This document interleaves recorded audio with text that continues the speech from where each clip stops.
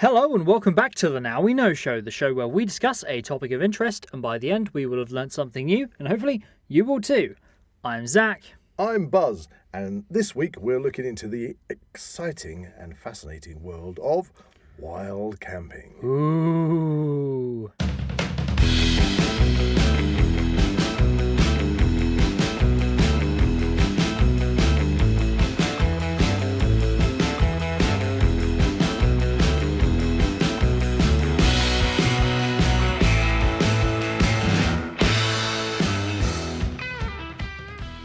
If you enjoy the Now We Know Show podcast, support Zak Wylde Productions on Patreon or join our members on YouTube for early access, ad-free content and exclusive episodes. To start with, I think we have to ask the question, what is wild camping and how is it distinguished from just normal camping? That is a very good question and probably the best question to start with.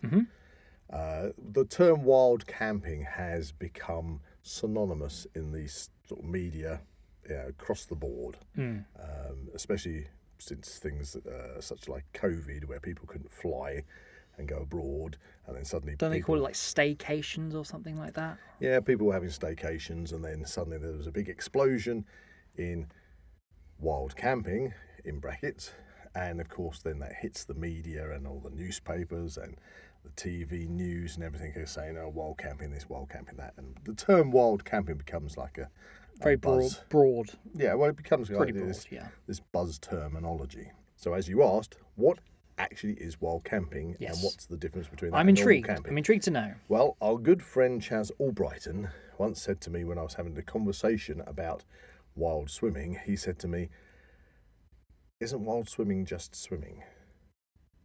And I kind of went, well, yeah. Okay, you kind of got me there. And wild camping, yeah, I know what Chaz would say. He'd say, isn't wild camping just camping? And I can see where he's coming from on both the wild swimming and the wild camping, if that was the case. However, my job is initially to obviously explain what wild camping is for those people that may think they know what it is or have no idea what I'm talking about. But one thing I will tell you is wild camping is really, really fun. Yes, I was going to say that because we have actually been wild camping a few times. Oh, I've been wild camping all my life, and obviously you've grown up doing wild camping. Yes, I did have a recent trip probably that kind of prompted this podcast. With all the years of you doing wild camping, I don't think you've ever really considered it being, or even thought about the term wild camping. To you, it's just being out in the wild, camping. So on that point, Chaz would have a point to say it's just camping. Just camping. However, we need to put a kind of an explanation in. And I'm going to start by saying not all wild camping is wild camping, but the media love to blanket coat, tar and feather. Yeah, that's what I was going to say. Tar and feather everything with the same thing. And of course, what happens is those people that aren't wild camping, but are being destructive, that are being disrespectful, you nailed it, they then have the knock-on effect of tar and feathering the true wild campers. However, let's not get too carried away at the moment about the ins and outs of it. Let's just look at what is wild camping. So in its most basic form, there's most basic kind of explanation as to what differentiates wild camping from camping is that camping is when you go camping on a campsite. Yeah. And wild camping is when you're not on a specified campsite. So would you say that paying to camp on a campsite is just normal camping, or has become, is considered normal camping? Yeah, I would say that if you, when people say, oh, I'm going camping for the weekend, the majority of the time, 9 out of 10's time, is because people are already have or are going to book a campsite. Yes. They're going to get a pitch on a campsite. They're either going to be there for a weekend, a week, or tour around from campsite to campsite. But basically, you've got campsites which vary because a campsite can be as basic as, say, camping in the New Forest, where I've been on a campsite which literally was in a part of the forest, had kind of bays, if you like, within the bracken and the brambles. And the thing was, you paid to go into the campsite, but you could only camp there if you had your own facilities, because there were no toilet. I don't think there was even a standpipe for water. It was literally, that's as basic as it gets. But you couldn't camp there unless you had your facilities with you, and I was camping there because I was in a camper van at the time. Right. And then, of course, then you go to the opposite end, where, for example, I was in, in fact, you were with me at the time. You're talking about when we went to, we went to Cornwall. Oh, okay. And we literally arrived in little place near Charlestown, and we were literally just wanted a site, somewhere to pitch up for the night. Mm-hmm. And we went into the only campsite that was in the local area. Mm-hmm. I'd like a pitch for the night. That's fine. Now, remember, anybody listening to this was a good few years ago, and I was used to paying sort of like £10 to stick my tent up for the night. Yeah. And that's fine. They had a pitch, but it was £35 for the night. Ouch. And at the time, I could get a hotel room for less than that. Yeah. And I'm thinking, £35? Are you going to put it up for me? Are you going to put my tent up for me, take it down for me, pack it away? I don't need electrical hookup. I don't need anything. I just literally need a patch of ground. Ah, yes, sir. But this is a 5-star campsite with all the facilities and the club room and the swimming pool and the sauna and this and the that and the other. So this is the thing. When you're camping, you might want to camp and go to a site that has all those facilities. Like carry on camping. Yeah, right, that's it. Whereas wild camping is you're just simply not on a paid site. Right. You're in the wild. However, I must point out, as I say, I don't believe that all wild camping is in fact wild camping. And let's start off with the dark side of it. When you get these groups of people, male, female, mix, whatever age they happen to be, and they go and buy their £20 disposable tents. Yeah, it could be like a group of youths trying to go out into the wild. They go and get a £20 disposable tents. They get their ground-based disposable barbecues. Oh, they're the worst, aren't they? They get 2 bags each of booze, and they go out to a beauty spot, pitch these tents up, have their barbecues, scorch the ground, then start snapping branches off of living trees and bushes, dump it on top of the barbecue to try and have a campfire, leave all their beer cans and empty bottles of hooch all over the place, and even leave their tents there the next morning. Yeah, because they can't get them back in the bag. They go, I can't be bothered to try. Yeah, I've bought a pop-up one, and it won't go there, but I'll just leave it. Cost me 20 quid. Yeah, it's like cheap enough to just, That is not wild camping. Definitely not. Is disrespectful vandalism. Okay, that is just vandalising the countryside. Yeah, that is being a little out. Very detestable. I hate all of that. But unfortunately, it's that kind that of has the attitude knock-on effect, doesn't it? That really stops everybody else being able to enjoy wild camping. However, there is another side to wild camping, which again is not wild camping. And for that, I'll use the example. I was watching a programme which had Paul Merton and his wife, and they were touring around in a camper van. And I was interested in it because they were touring around the south of England, from place to place to place. And I always like a programme like that because you never know what you might see on a programme and go, oh, there's a nice place. Didn't know that was there. That's quite cool. I might go visit that. Exactly. Anyway, 2-3 episodes in, and then they started saying, tomorrow night we're going to be wild camping, because up until that point every day they'd taken their camper van and chonked into a mobile camper van site, into their their hookup, had all their facilities, gone, and that's it, and then gone to the next place. But unless I was intrigued, they're in a camper van, they're going wild camping. Okay, what's going to happen? I'm intrigued to what you're going to say now. And so in the episode which finished with them wild camping, they went to a farm. Okay. Where the farmer allowed them to park in his field. In the van? In the van. Okay. And then they cooked themselves a roast dinner because they got a fully fitted kitchen and oven and everything in the camper van. Right. And they sat outside on their nice chairs and table, having a glass of wine. And then in the evening, they finished off and they were videoing themselves talking about what they'd done in that day, sitting in their double bed in a separate bedroom because of the size of this camper van, with all the full electric lights on. And that's them wild camping. Hang on, what? That was classified as wild camping. How does that distinguish from being on the campsite pictures? Exactly. The only difference is they didn't have an electrical hookup. They were using their own toilet and shower facilities in the van. That's not wild camping. So this is my point. Wild camping is not wild camping in everybody's eyes. Okay? So they kept using the term wild camping, and I'm sorry, that for me is not wild camping. So, as I say, in its basic form, it just means not paying to pitch on a campsite. Mm-hmm.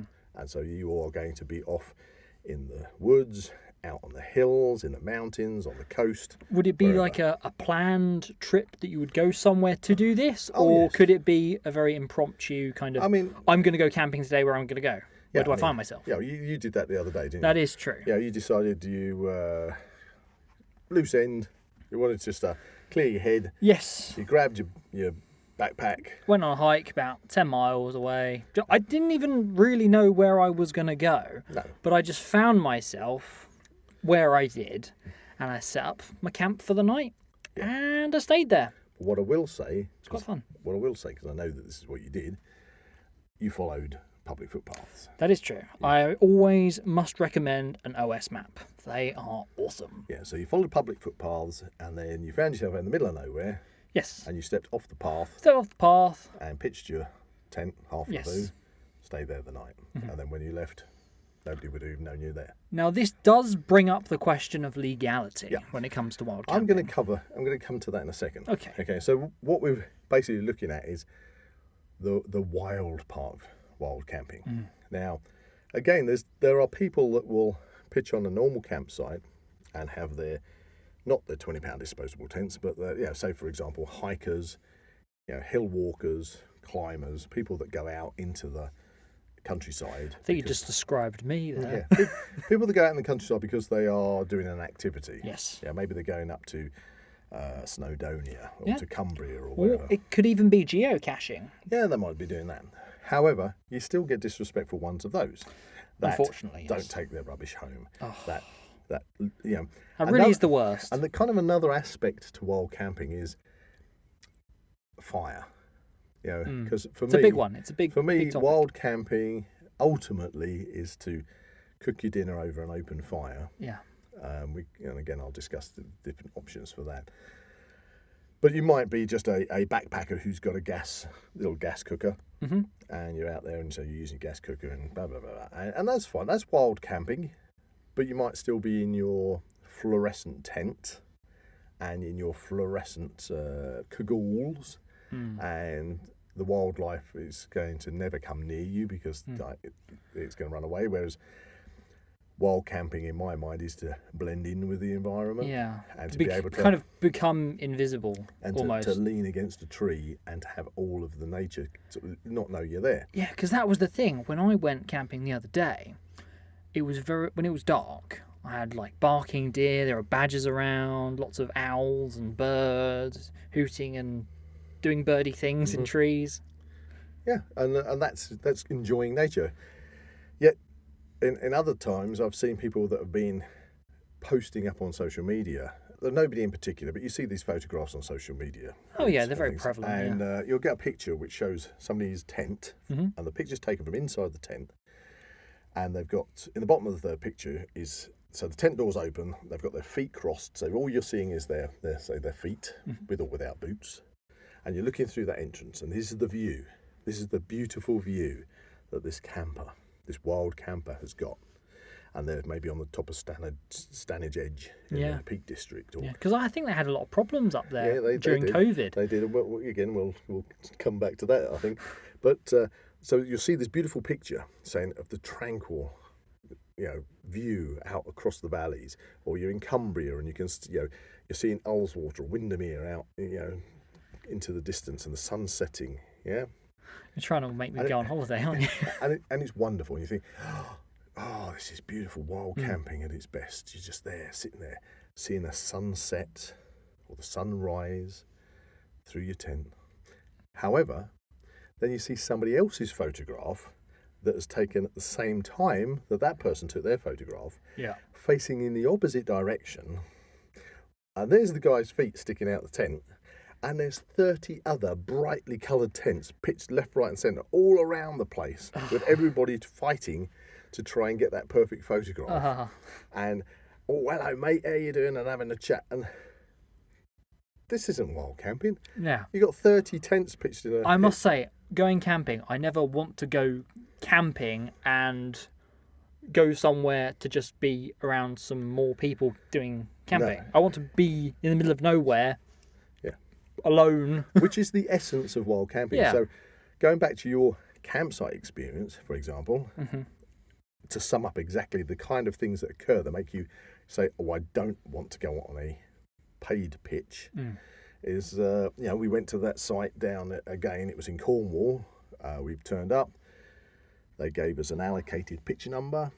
We pitched our tent up on the allocated pitch number. The instructions were each pitch has a numbered post. Yeah. Make sure that post is directly in the centre of your pitch. Yes. So I did pitch the tent up. It's the centre. Gave it half an hour. I had one of the officials from the camping site coming down saying, I'm sorry, we've had a complaint, you've got to move your tent. And considering, to add some context to this, the only other people in the field were the people in the caravan next to us. Caravan with an awning next to us. Considering they could have put us anywhere on any pitch on this field, they decided to put us right next to this other person. Exactly. Who we never actually saw. No. They kind of snuck around, didn't they? Yeah. Very Anyway, weird. The point was, they said, move your tent. I said, I'm not moving my tent. And they said, well, I'm afraid we've had a complaint from the people next door. You're too close to them. And this is something you get on paid campsites. Can be very finicky, can't it? It's like, do not go within 25, 30 feet of anybody else. But I'd followed the rules. Yeah. And I showed him the rule card that they gave me. And I said, look, go around the back of the tent. You can see the dead centre. I'm not moving my tent. Yeah. I have followed your rule book to the letter. Exactly. And I'm all no matter how stupid they are. I'm pitched up now and I'm not taking it down. Oh, he said, oh, right, okay. Well, look, can I take that back to the office and show them in the office? I thought, well, you should know this anyway. But there you go. And then he comes back down and says, okay, it's fine. He says, all right, I've had a word. Don't worry, stay there. Probably why we never saw the neighbours after that, because they didn't want to tackle us. But then that evening, do you remember what happened? We had the front. Now, we were in is this the fire story? A 1970s canvas frame tent. So if you can imagine this tent, it's kind of like brown and beige, and the front of it has a door and a plastic window. Carry on camping style. That's it, with wonderful 1970s curtains that are like orange and brown. Is that the one with the floral pattern? Yes, it's like orange and brown flowers. Bought by my parents in the 1970s. And we'd unzipped the whole front and rolled it to one side. So the whole front of the tent is open. It's like an 8-man tent and there's 3 of us. Very spacey. Very spacey. 3 separate sleeping compartments and a kitchen compartment. And I'd already checked on the campsite, because coming back to the fire thing for a moment, campsites either they won't allow you to have a fire. Yeah. Or they will allow you to have a barbecue. Under certain conditions. As long as it's or in a certain place. As long as it's over, say, 12 inches off the floor, so it doesn't scorch the grass, or you're only allowed to have it in that certain designated barbecue area. Checked with that campsite, and they'd already told me that I could have a barbecue off the floor. So that was fine. So I put my firebox there, which was 12 inches high, or about 18 inches. I put a steel plate underneath it just to make sure that nothing was going to scorch the floor. And we've got charcoal in it. And we'd cooked our dinner, and then we're sitting around it. Quite merrily, just enjoying the start. The sun's gone down, it's starting to get dark. And then this guy comes running across the field. No! Oh no, my God! Ah! He's like, what's the problem? You're all going to die. You're going to die. You'll suffocate me. This is not an over-exaggeration on this. This guy's got so many people have been dying because they've been suffocating. Carbon monoxide poisoning. Fumes off the charcoal. I said, I'm outside my tent, and the tent has got this 20-foot hole in the front of it. It's made of canvas, and it doesn't even have a stitching ground sheet. It's not like it's a little tiny nylon tent. Yeah, that's the problem. The nylon tents with sealed ground sheets become basically a carbon monoxide bag. Yeah, chamber. Because there's no oxygen flow. But where you have an old-fashioned canvas tent, well, drafts are coming through it all the time. Yeah. And let's face it, I mean, you've been on loads of period reenactment camps with me. Then you have people with big, medieval campaign tents. Yeah. And they literally, within these circular tents, the ones you see in all the old Hollywood movies, they've got the roof is held up like a spoked wheel.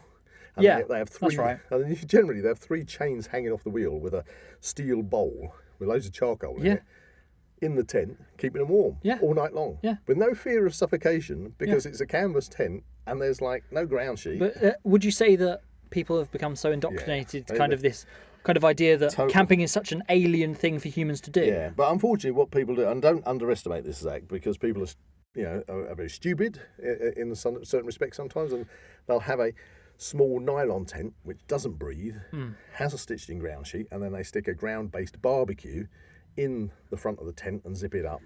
They've done their cooking, zip it up, it's still burning. Yeah. And then They probably think, oh, that's going to keep me warm. And of course, what it does, pushes all the oxygen out, Yep. and they suffocate. It's happened. It's very, very unfortunate. And please, anybody listening to this, don't do that. But Get a canvas tent. Get a canvas tent. But to have people running across the field at you, waving their arms, going, are you thinking, what's happening today? What has happened to camping. humanity? And what's happened to my camping experience? So it was like, no, I'm not doing this. Yeah, it's not like you get a refund for that. Yeah, I'm not just because somebody's. I'm not doing this. You. I'm not camping on another paid site for as long as I can avoid it. Okay? Yes, very much so. So we're back to going and camping, wild camping, and the legality of it. Okay. I did ask about this earlier. Yeah. So wild camping is all part of, if you like, the right to roam. Now, the right to roam is allowed in Scotland, not in England, Wales, and Northern Ireland. So in Scotland, you can pretty much pitch up anywhere you want if you do it respectfully. Yeah, it doesn't have to be like a minimum distance from any kind of road, or is that in Dartmoor? No, in Dartmoor, as I say, that's been in the news at the beginning of this year, because obviously it's been a bit up in the air, isn't it? Controversy over that. I think we've touched on that in other podcasts, where they kind of banned wild camping. But I think that was actually the Devonshire folklore episode, so check that out. So, right. Well, wild camping on Dartmoor has been kind of allowed. Landowners have allowed people to camp there without any issues. Off the top of my head, it was a case that you can't go on there with vehicles, but you could walk onto the moor and pitch up, as long as you were, as you say, away from the road, and of course any rubbish or anything you meant to take back with you.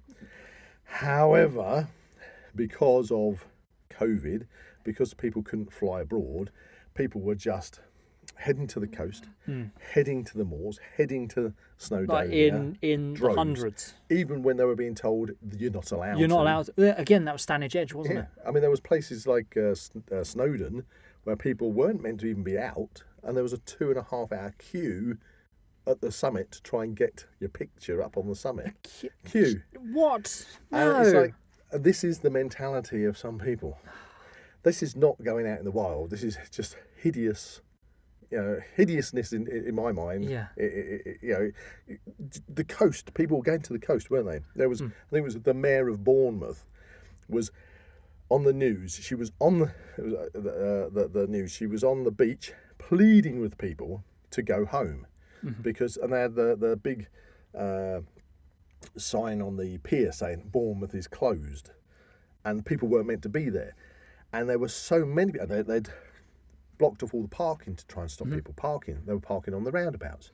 They closed all the toilets. People were literally getting in the sand dunes and defecating in the sand dunes and everything. There was literally crap everywhere, and rubbish, waist height rubbish everywhere.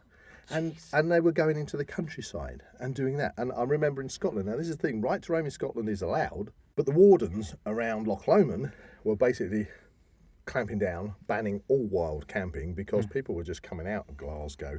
People were coming from all different places. Yeah.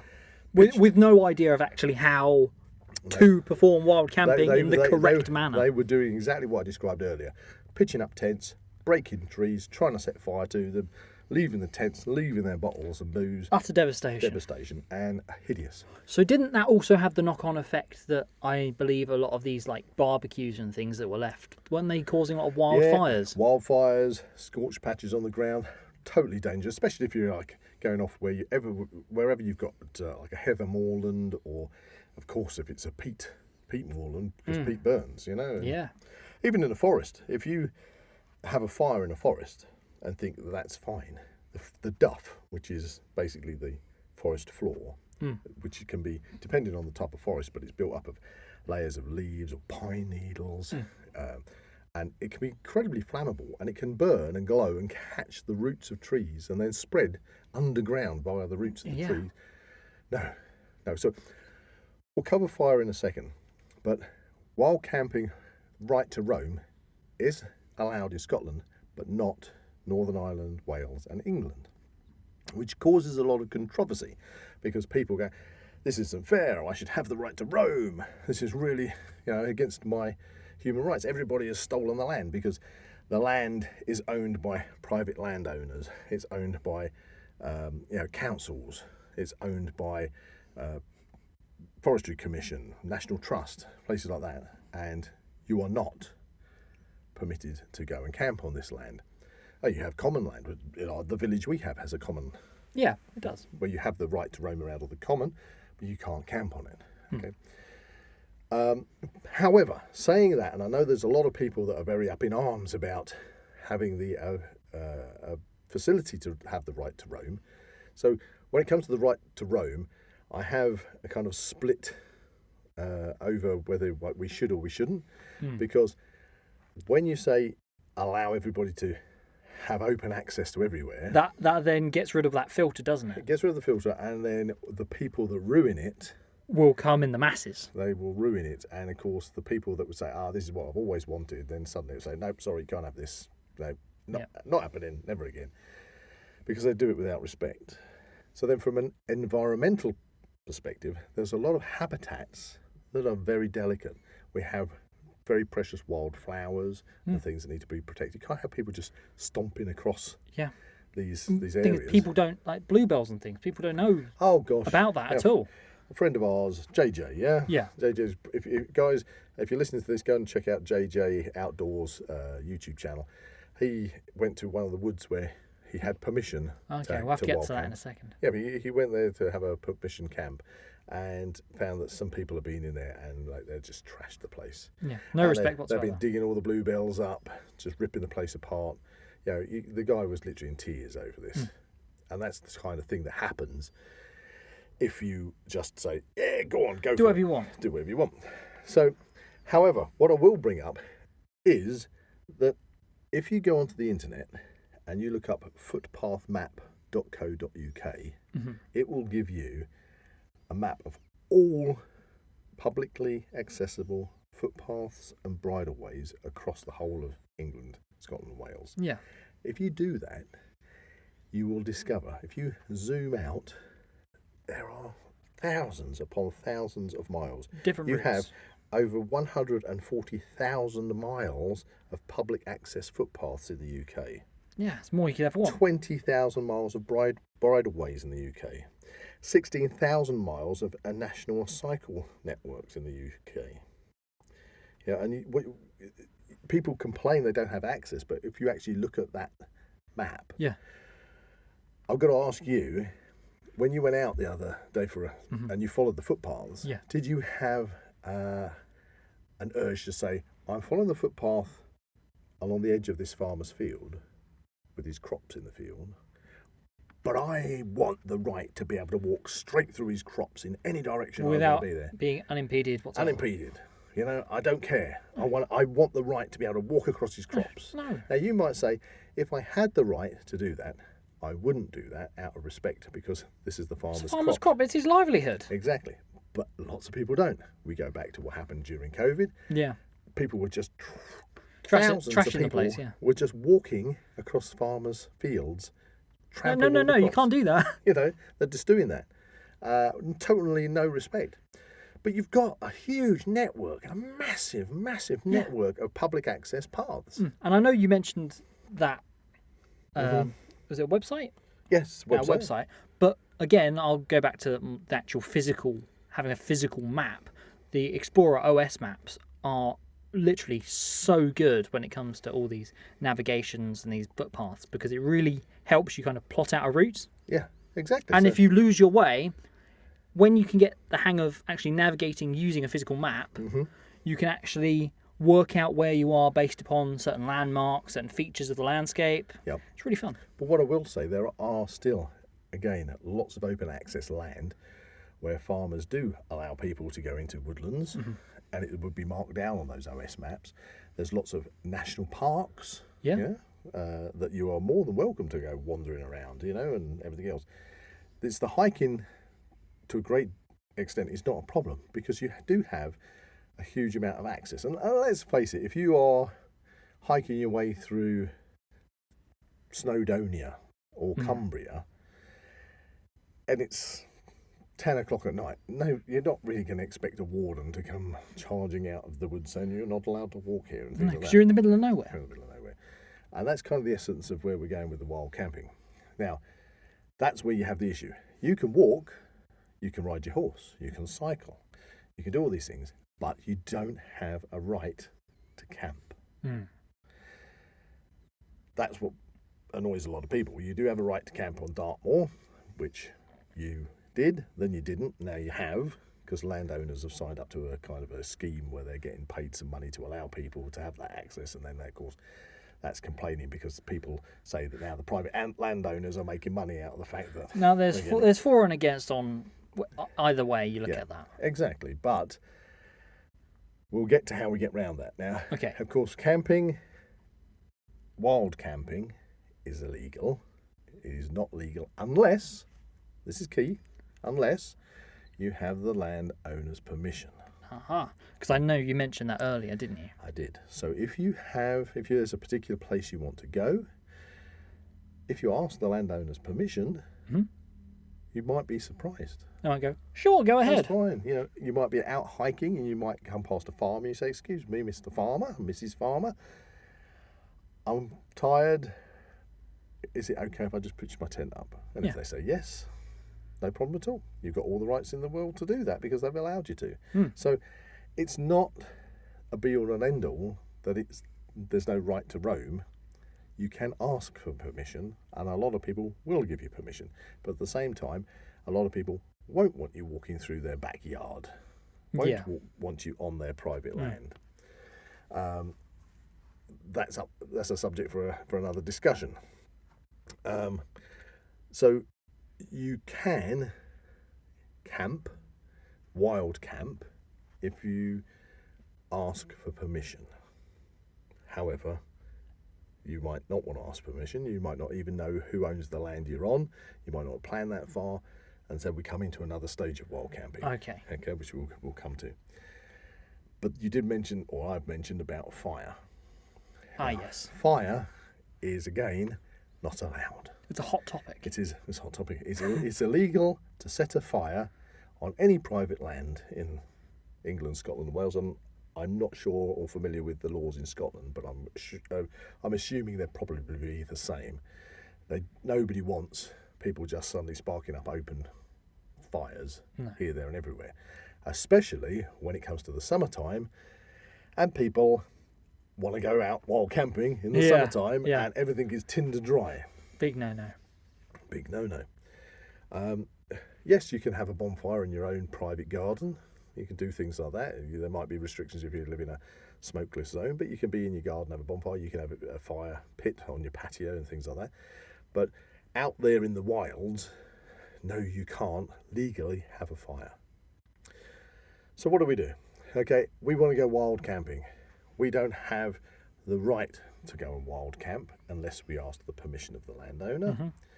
And we're not allowed to have a fire unless we ask the permission of the landowner. Which brings us to probably the only way around being able to wild camp in the UK. And when I say the UK, I'm talking about Northern Ireland, Wales and England, because obviously you do have the right to roam in Scotland.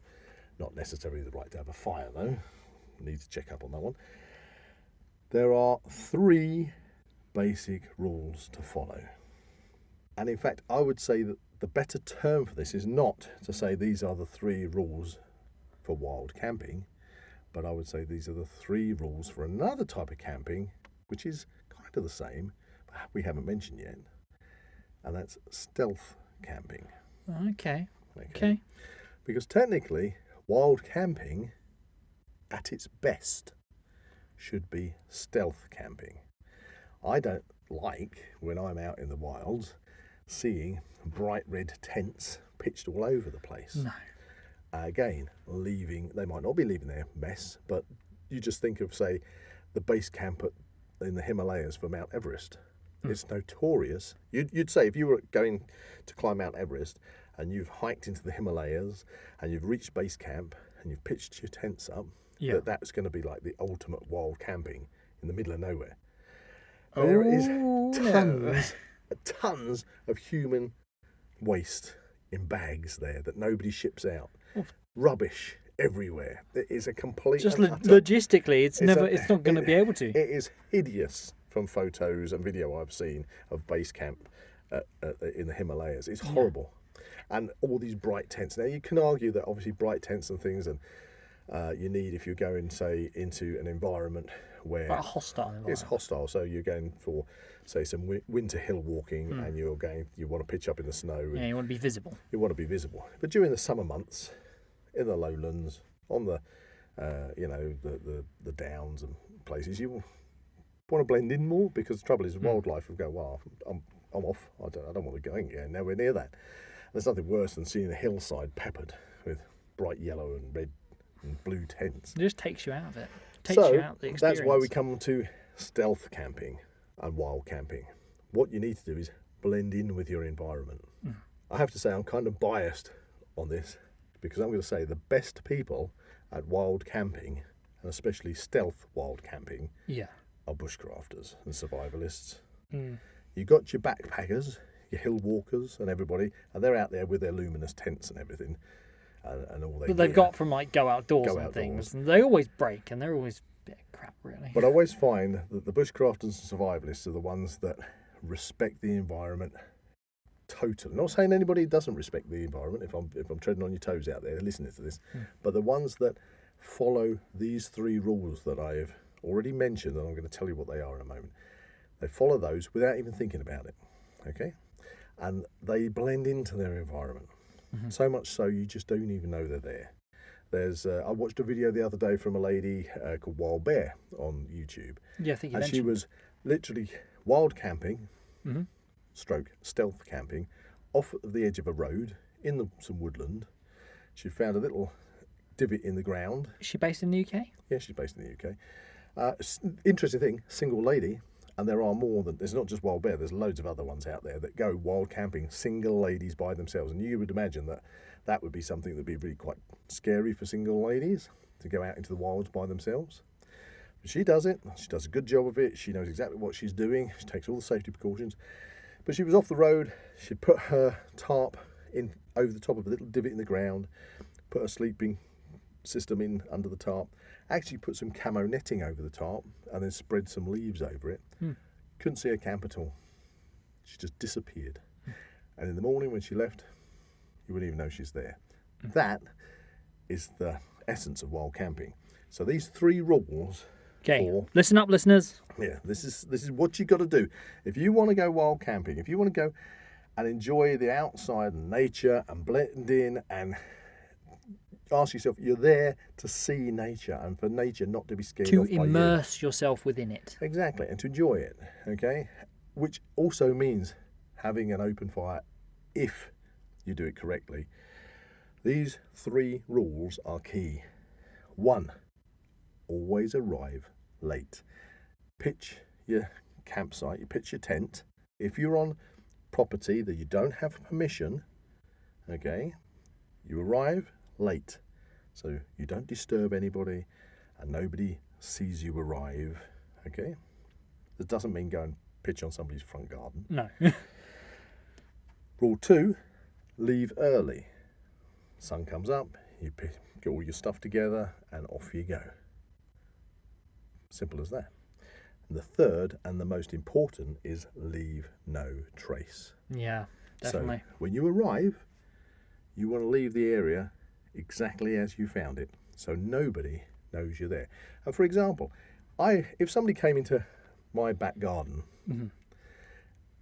at midnight and I've already gone to bed, and they pitched a tent in my back garden, and then they left at 4 o'clock in the morning, and I got up and I went out and had a cup of coffee in my back garden, and there was no sign that anybody had been there, I wouldn't know the difference. Of course. I'm not offended. Nothing has been damaged.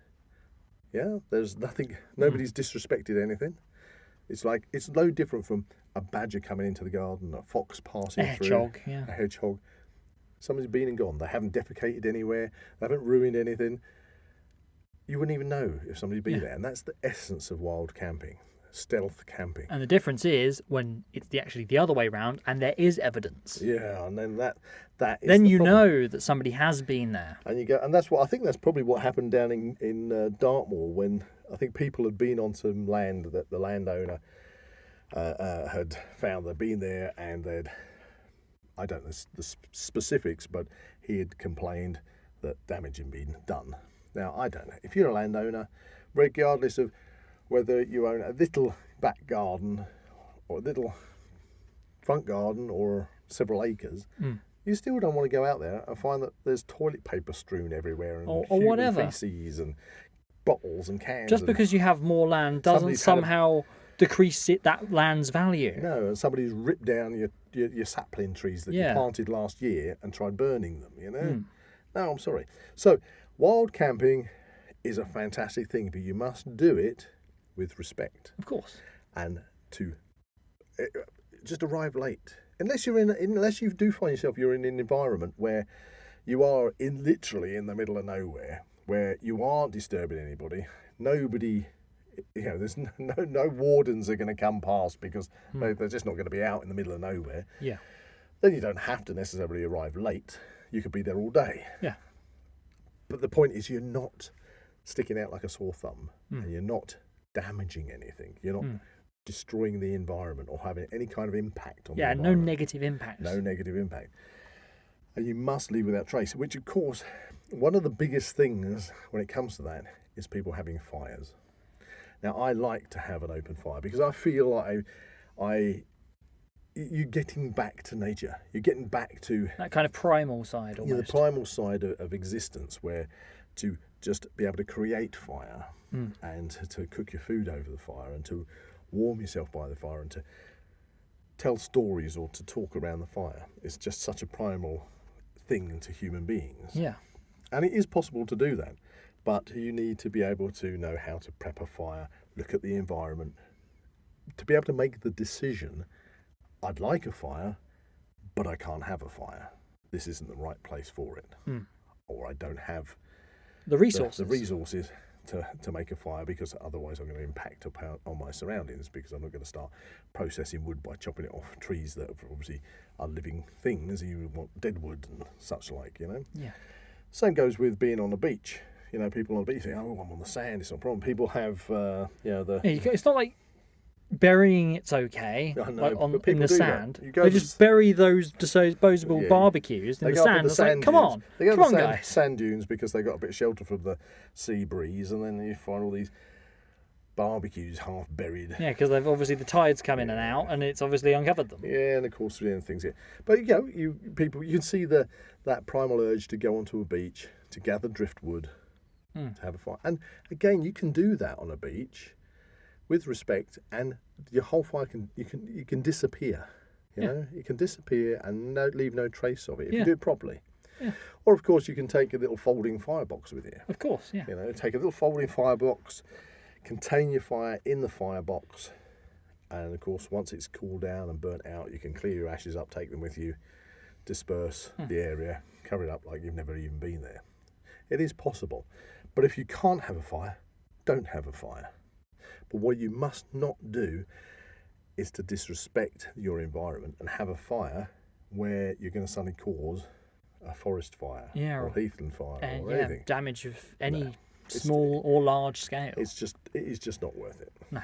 So if you can follow those rules when it comes to wild camping, to arrive late, leave early, and leave no trace, you're probably good to go.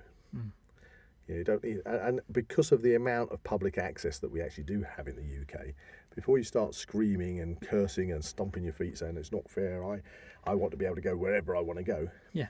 If you actually look into it, you have a huge amount of places. There's so much to explore. You are spoilt for choice as to what to explore. But if you follow those rules, you can pretty much wild camp anywhere you like. Yes, on paper it's illegal, but you can do it, and nobody will even know you've done it. And again, it's going back to that leave no trace, isn't it? Leave no trace. And if you've left no trace and you've harmed nothing and nobody in that, and nobody knows you've been there, then there's no problem issue at all. No problem. It's when you are, destroying the environment. Yes, it's where you have been noticed, where you have caused issues. And those are the people that have all the negative knock-on effects to the true wild campers out there. Yes. But going back to the beginning, wild camping is not parking in a field in your camper van, having a roast dinner and switching your electric lights on and off and go, woo, this is wild camping.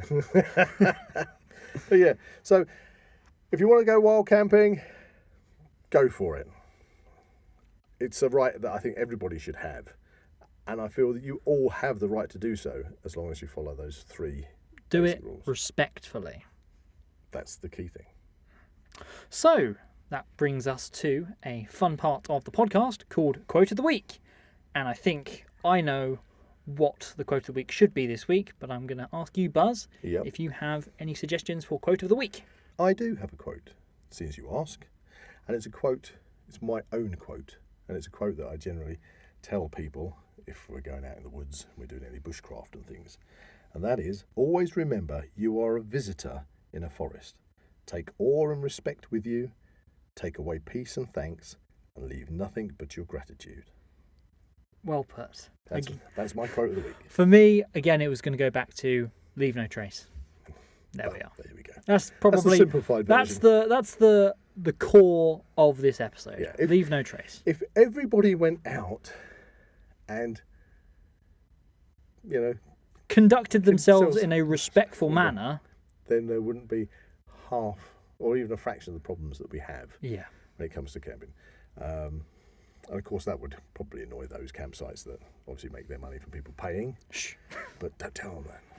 If you enjoyed this podcast, please like and subscribe to this channel and comment below any suggestions of topics or activities you'd like to listen to in future episodes. That's a big, stealthy goodbye from Zak.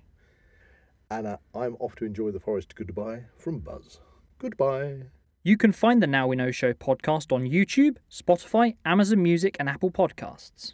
Check out the Zak Wylde Productions social media pages on Facebook, Instagram and Twitter, or visit the Zak Wylde Productions website at www.zakwyldeproductions.com. Please get in contact, we'd love to find out how you're listening to us. So get in touch in the comments and don't forget to check out Zak Wylde Productions on Patreon to become an official ZWP patron today.